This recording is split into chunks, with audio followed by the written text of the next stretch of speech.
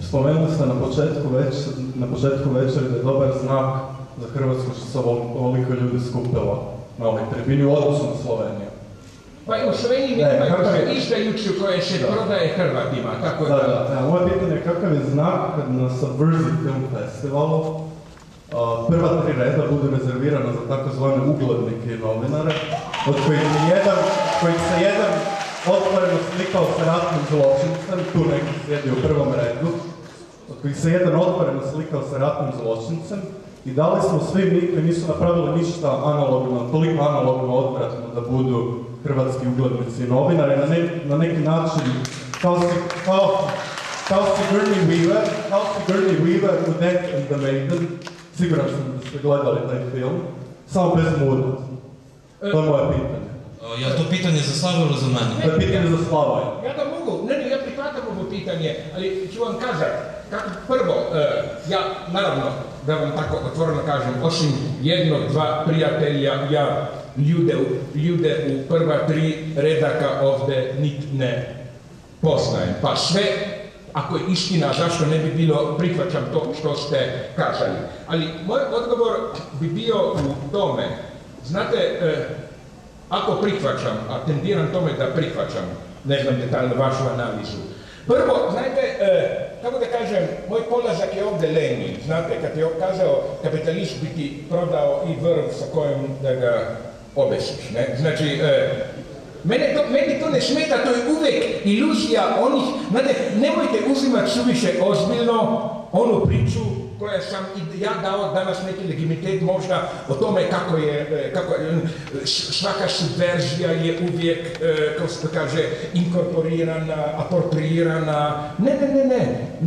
Ne ide to tako. To oni koji su na vlasti vole da misle. A ja još uvijek veoma naivno vjerujem u elementarnu subverzivnost teorije. Zato, ne zbog toga što nema para uvijek ima za sve gluposti, zato sad zatvaraju univerzitete i smanjuju financije kod vas u Engleskoj, baš kad pričamo o Engleskoj, spekulativni realizam, znate taj skandal, sad su odjednom ukinuli Middlesex Philosophy Department i tako dalje. Ne, znači, ja mislim da je upravo ova bolonjska reforma, da govorim starim marksističkim terminima, znak da je vladajuća klasa svjesna opasnosti teorije. I sad, meni to uopšte ne smeta. Mogu ovdje sjediti zločinci i tako dalje, prije ili kasnije će postati svjesni toga, bit će naravno suviše kasno za njih, da, kako da kažem, na nekoj tački ćemo im kazati izvolite gospoda iz prvog reda ovdje gore, pa štrik, pa komču oko vrata, ja nemam u tom problema. Ako vas to smeta, što su nam oni dali, šta je znam, neki od njih pare i tako dalje, sve to, ovdje treba biti sasvim brutalan. Tako, na primjer, ti si mi kazao da neki su ljuti kao, pa trebali smo platiti 5 kuna i tako dalje. To je zato što se ne dobija toliko. I isti problem smo mi imali u Londonu kod ove konferencije o komunizmu. Neki su pseudoljevičari se pobunili, pa kako to 50 funti? Pa mogu vam kazati kako to, jer to je bila konferencija o komunizmu, a ne o ugroženosti životinja i djeci koji trpe i sve ove blesave filantropijske teme. Kod teme komunizma nije bilo nikakvog dobrog Soroša da nam daje para.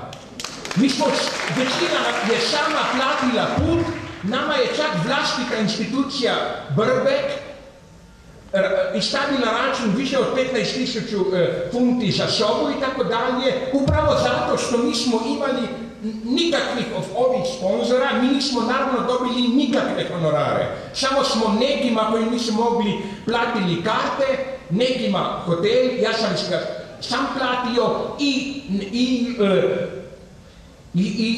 i prostorije i tako dalje. Znači, nemojte, kako da kažem, živimo u uvjetima brutalnog kapitalizma i umjesto da plaćamo, treba da ga brutalno iskoristimo. Problem nije u tome budala na vlasti ti daje pare, uzmi pare, uzmi pare, ali uzmi ih bez moralističkog osjećanja krivde.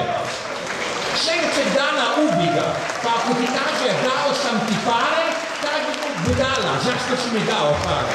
Nemojte imati ovdje nema mjesta za moralizam.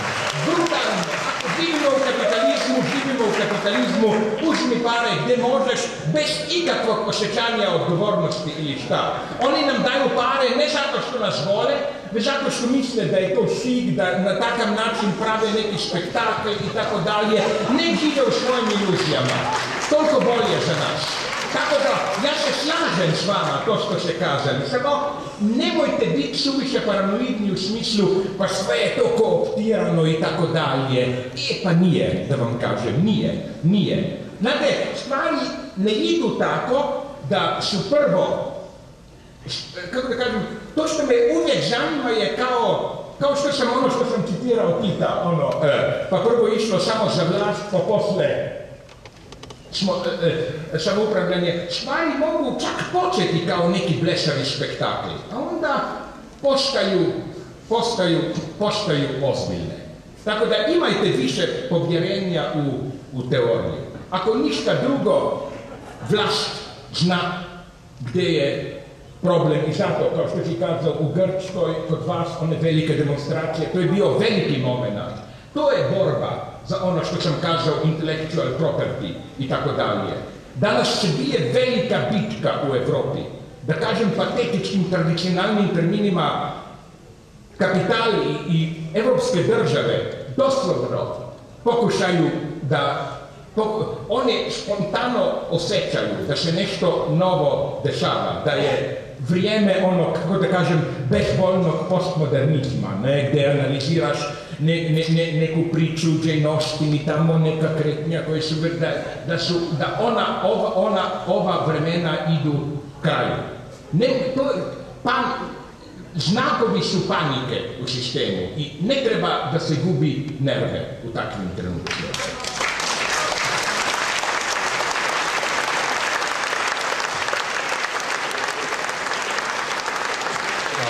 Eto, hvala Slaviju Žižeku, hvala i na pitanjima, pozivam vas da i dalje postavljate subverzivna pitanja i prije nego što se pozdravimo, prije svega ovo je blokadna kuharica, podržite studente, možete je naći na štandu, također možete naći staru literaturu, antikvarijat, druge izdavače, Up and Underground, programsku knjižicu, a sada će se Slavio Žižek pridružiti s vama u foajeju gdje možete nabaviti njegovu novu knjigu. Eto, pozivam vas sve u srijedu, besplatno u 6 sati. Hvala.